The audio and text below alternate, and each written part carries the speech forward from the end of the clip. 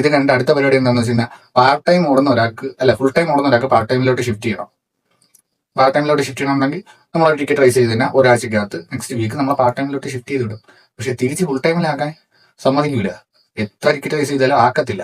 കാര്യം എന്താണെന്ന് വെച്ച് കഴിഞ്ഞാൽ അങ്ങനെ ടിക്കറ്റ് റൈസ് ചെയ്ത് ആക്കി കഴിഞ്ഞാൽ ഓൾറെഡി പാർട്ട് ടൈം ആയാലും ഫുൾ ടൈം ആയാലും സ്വിഗ്ഗിയിൽ ഒരു കണക്കുണ്ട്. ഡെലിവറി പറഞ്ഞാൽ ഇത്ര ഏണിങ്സ്, ഇത്ര മുതൽ ഇത്ര ഏണിങ്സ് കിട്ടത്തുള്ളൂ. ഇതിപ്പോൾ പാർട്ട് ടൈം നിൽക്കണം ഫുൾ ടൈം ഓടിയാലും ഫുൾ ടൈം നിൽക്കണമെന്ന് തന്നെ ഫുൾ ടൈം ഓടി കഴിഞ്ഞാൽ അത്ര ഏണിങ്സ് മാക്സിമം കിട്ടത്തുള്ളൂ. അവർ കണക്കുണ്ട്. അപ്പോൾ അവർ ഫുൾ ടൈമിലുള്ള ഒരു പാർട്ട് ടൈമിലാക്കാൻ വന്നു കഴിഞ്ഞാൽ പാർട്ട് ടൈമിലാക്കി വിടും. കാരണം എന്താ, പാർട്ട് ടൈമിന് ഇൻസെന്റീവ് കൊടുത്താൽ തരില്ല, അവിടെ അവർക്ക് ലാഭം. നേരെ മറിച്ച് പാർട്ട് ടൈമിൽ ഫുൾ ടൈം ആക്കാൻ വിട്ട് കഴിഞ്ഞാൽ ആ ടിക്കറ്റ് റൈസ് ചെയ്യണം മൈൻഡ് ഒന്നും ചെയ്യത്തില്ല. പിന്നെ ഫ്ലീറ്റ് മാനേജർ എന്നും പറഞ്ഞ് കുറെ മണ്ണുണ്ണികളെ പിടിച്ച് ഓരോ സോണിൽ ഇട്ടിട്ടുണ്ട്. നമുക്ക് എന്തെങ്കിലും ഒരു പ്രോബ്ലം വന്നിട്ട് ഇപ്പോൾ നമ്മുടെ ഇൻസെന്റീവ് ക്രൈറ്റീരിയ ഒന്ന് മാറ്റി തരണം, അല്ലെങ്കിൽ ഇൻസെന്റീവിന്റെ ഇതിന്റെ ഷിഫ്റ്റ് ഒന്ന് മാറ്റി തരണം. അയ്യോ നമുക്ക് ചെയ്യാൻ പറ്റത്തില്ല, നമ്മളെ മോളിൽ നിന്ന് ഏതോ മാമൻ വന്നാലേ ചെയ്യത്തുള്ളൂ, മാമന്റെ അടുത്ത് പോയി കാണണം. ട്രിവാൻഡ്രം സിറ്റിയിൽ, ട്രിവാൻഡ്രം ഡിസ്ട്രിക്റ്റിൽ പട്ടത്താണ് സ്വിഗ്ഗിയുടെ ഹെഡ് ഓഫീസ് വരുന്നത്. ഈ ട്രിവാൻഡ്രത്തെ ഏത് സോണിലുള്ള ആൾക്കാരും ഇത് മാറ്റണമെന്നുണ്ടെങ്കിൽ പട്ടത്ത് പോകണം.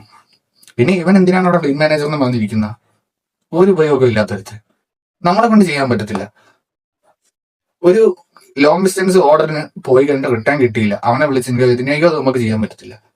ഒന്ന് ഷിഫ്റ്റ് മാറ്റി തരാൻ പറഞ്ഞു കഴിഞ്ഞാൽ അയ്യോ അത് പറ്റത്തില്ല. ഇൻസെന്റീവ് ക്രൈറ്റീരിയ മാറ്റി തരാൻ പറഞ്ഞു കഴിഞ്ഞാൽ അത് പറ്റത്തില്ല.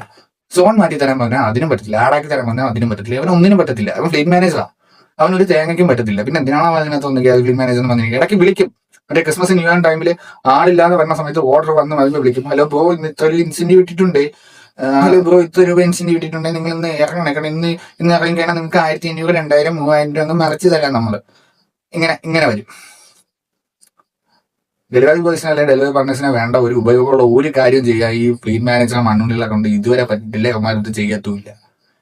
ടോട്ടൽ വേസ്റ്റ് ആണ് അവന്മാര്. ഒരു ലാപ്പും കൊണ്ട് അതിൽ വിളിക്കുന്നത് ടോട്ടൽ വേസ്റ്റ് ആണ് അവന്മാര്. ഇനിയാണ് അടുത്ത പരിപാടി വരാൻ പോകുന്നത് സ്വിഗ്ഗിയുടെ സർജ് എന്ന് പറഞ്ഞൊരു സാധനമുണ്ട്. അത് പ്രത്യേക ദിവസങ്ങളിൽ ഇത്ര രൂപ സർജറി ഓർഡറിന് എക്സ്ട്രാ.